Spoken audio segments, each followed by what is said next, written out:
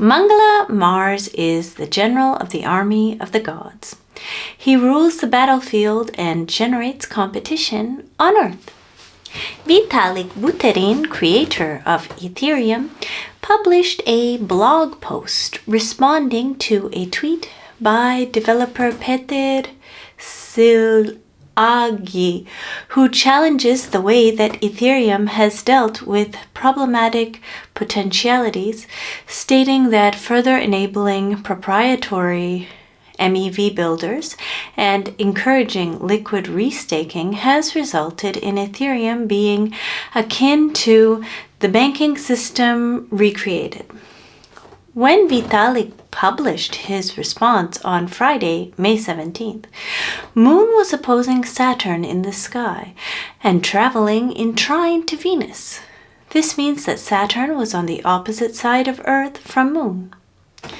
Dividing the sky of an infinite radius extending outward from the center point Earth into 12 equal sections, trine means the planets are at the same degree, 4 or 8 sections displaced from each other.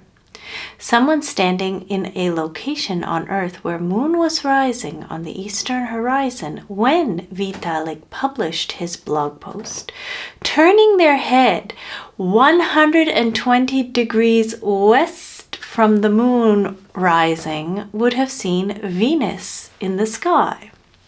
Vitalik's readable, straightforward, and easy-to-understand blog post emphasizes that Ethereum devs and researchers have already been actively working on the issue of MEV and staking centralization for several years. First, he addresses ways of lessening the ability to capture too much extra revenue by manipulating the order of transactions within Ethereum blocks, which is called MEV, or minor extractable value. And one way is one that he calls MEV minimization, and another is MEV quarantining. MEV minimization is either building dexes which structure their order settlement in a way that doesn't allow MEV, or encrypting mempools so that there is less information available for block producers to manipulate in order to generate MEV. MEV quarantining is outsourcing the ordering of transactions within the blocks to specialized MEV builders via an auction, so that solar stakers are at less of a disadvantage compared to large centralized stakers. Vitalik mentions that minimizing will not reduce MEV enough, but quarantining, on the other hand, should incorporate inclusion lists, which let stakers, which on Ethereum are the ones who propose the blocks, define transactions that must be included in the blocks. This way, MEV builders cannot exclude certain transactions simply to increase their own revenue.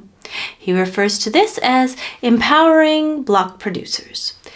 Regarding staking centralization, Vitalik mentions that devs and researchers have been actively working on ways to reduce perceived drawbacks of solo staking so that solo stakers can make up much more of Ethereum.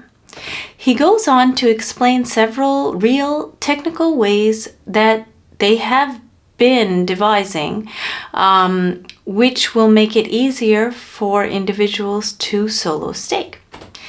The planet Saturn, who opposed Moon at the moment of the blog post, generates events that must be dealt with on Earth, including problems which are internal to an organism.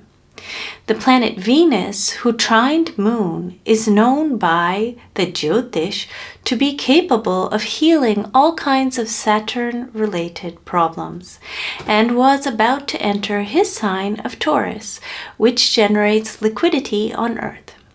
This type of straightforward addressing of what needs to be and what is indeed being worked on within Ethereum is a result of Saturn obligating a hard look at the facts and Venus's interest in stabilizing Taurus, the source of liquidity. This very stance of Ethereum developers, which was displayed in Vitalik's blog post, is also the reason why the SEC is likely to approve the spot Ether ETFs, astrologically speaking. What I'm saying is I'm not referring to a patriarchal construct. I'm saying that that same Venus entering into Taurus is generating both things. And because the Ethereum community has sort of, I suppose, responded very favorably to that Venus transit into Taurus, because of that, the ETF is likely to be approved. So, but again, it's the astrology that's generating both of those effects. Anyway, this was the Mars Crypto Podcast.